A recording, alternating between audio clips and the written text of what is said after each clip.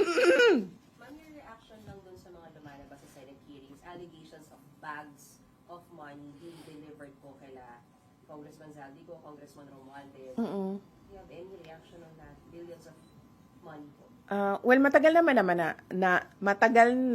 namin na alam yan dahil matagal naman na yan pinag-uusapan. Simula pa lang noong pagpasok namin as President and Vice President, naririnig na namin yung delivery ng mga pera na nakalagay sa mga suitcases. Pero ngayon lang siya lumabas in public dahil merong witness na nagsabi na siya mismo ang nagdadala nung mga suitcases na yon.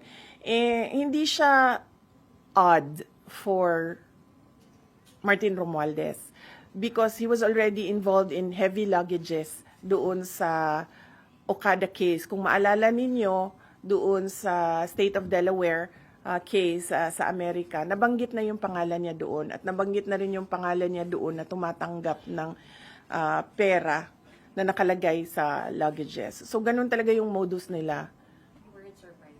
Hindi na ako nagulat, ma'am. Kasi nababalita naman na yan noon. Hindi lang natin napag-usapan in public kasi at noon, panahon na yon, walang magsasabi na nakita ko, ginawa ko, first hand kung ano yung nangyari.